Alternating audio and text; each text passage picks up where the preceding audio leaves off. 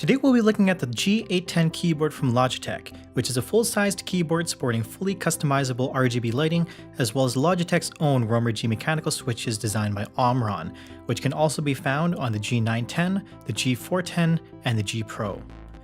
Logitech claims that the Romer G switches are a true gamer switch, offering 25% faster responsiveness when compared to the more common and more popular Cherry switches. In this review, I'll be going over how these switches fare against its common competitors, as well as how it performs in both a gaming and typing environment. Looking at the front of the keyboard, we see a standard 104 key layout with additional buttons in the top right corner for certain functions. The letters on the keycaps are translucent to allow the gorgeous RGB lighting to shine through, and the Logitech logo is in the top left corner, and the lighting for the logo is able to be customized as well. In the top right corner, we find an additional set of functions, including a set of media keys, volume wheel, an LED on-off toggle, as well as a Windows key toggle. These buttons have a short click to them, which feel like buttons found on DVD players and receivers.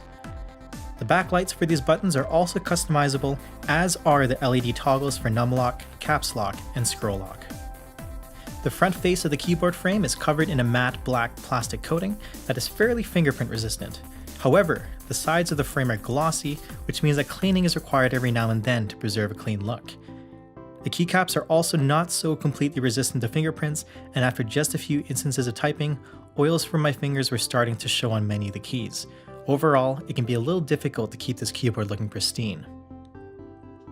Looking at the back of the keyboard, we find a braided USB cable that is unfortunately non-removable. There is also the lack of a wrist rest, which I personally would have liked for this keyboard. On the underside, we find 5 rubber pads which have excellent traction when placed on a desk. There are also rubber feet with 2 levels of height adjustment. The rubber pads on the feet, however, do not have the best traction because of its surface area and are there more to prevent scratching than they are to prevent movement. Now moving on from looks and layout, let's talk about the main feature of Logitech gaming keyboards, which is the Romer G mechanical switches. These switches are classified as Omron B3K switches and have a spring design and a set of contacts to register a key press. There is also a pad at the bottom to soften the key press, which makes for a fairly quiet typing experience overall. Requiring 45 grams to actuate, there is a little bit of a tactile bump similar to a brown switch from Cherry, but it is far less pronounced. I would say it feels somewhere between a linear red switch and a tactile brown switch. One of the advantages of the Romer G switches is that they have a higher actuation point compared to the typical Cherry switches, excluding the speed switches. While typical Cherry variants have a 2mm actuation point, Romer G switches have a 1.5mm actuation point, which is where they get their 25% faster claim from. A higher actuation point would theoretically mean faster responsiveness when in a game. In practice, I did feel my actions to be slightly faster, but it can be debated as to whether or not it was just a placebo. Regardless of the speed, I have had a very nice experience with the feel of these switches. Another special quality of the Romer G switches is that the switch allows a very healthy amount of light to shine through the center of the pad, which in turn leads to a very satisfying RGB lighting. Each key can be individually lit to its own color without any bleeding between the keys, which you would normally find on Cherry and Cherry variant keyboards since the LED has to be placed outside of these switches. Overall, very clean, very elegant.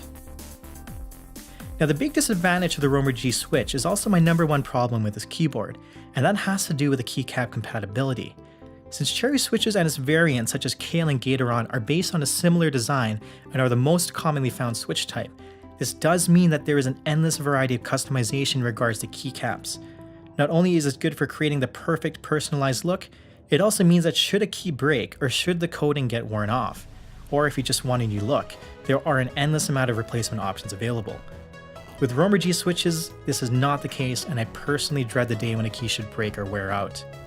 Companies have adapted other switch types such as tofertech to be compatible with Cherry keycaps, but due to the design of Romer Gs, the cross-shaped mount for Cherry switches would be in the way of the LED light.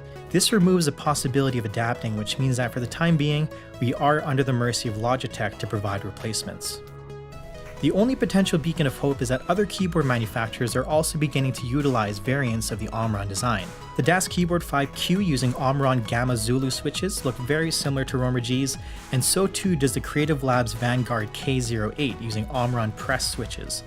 If this Omron design becomes more popular, it could potentially be viable enough for companies to manufacture custom keycaps that are compatible with these switches.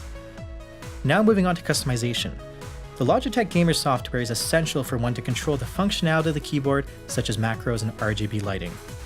In the software is a tab to allow customization of macros. Since there are no dedicated macro buttons on this keyboard, you would have to sacrifice the F buttons should you wish to create some. Simply save your set of macros to a profile linked to the application or game that you're running, and once you're back into Windows, the software will switch back to the default, giving you back your F buttons.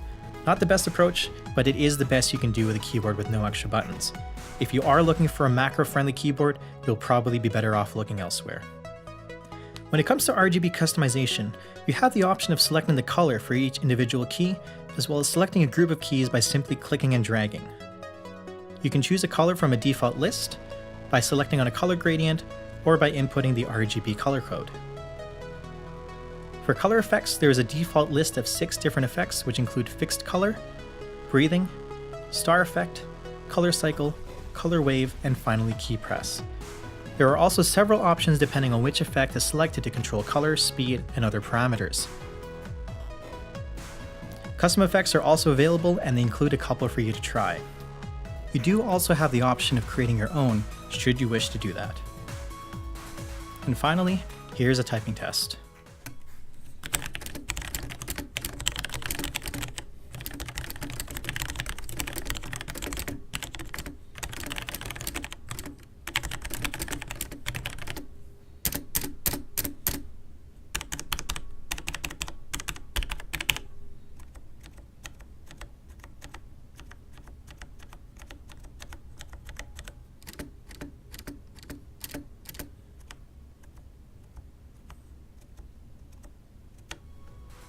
So what are my final thoughts on the G810?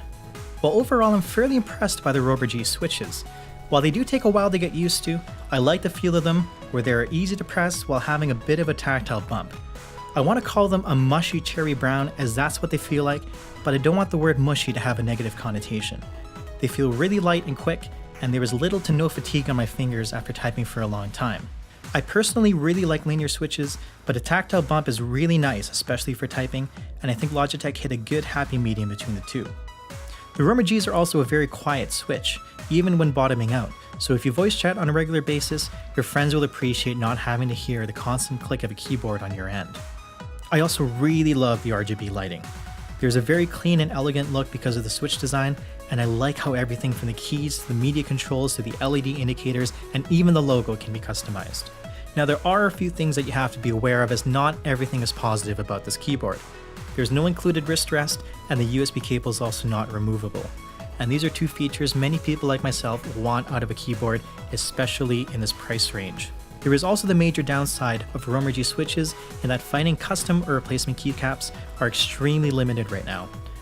For what I personally want in a keyboard, I would veer more towards a Logitech G Pro, which is pretty much a smaller G810. It is a 10 keyless keyboard with RGB Rover G switches, and it also features a removable USB cable. Might be worth a look if you want a 10 keyless version.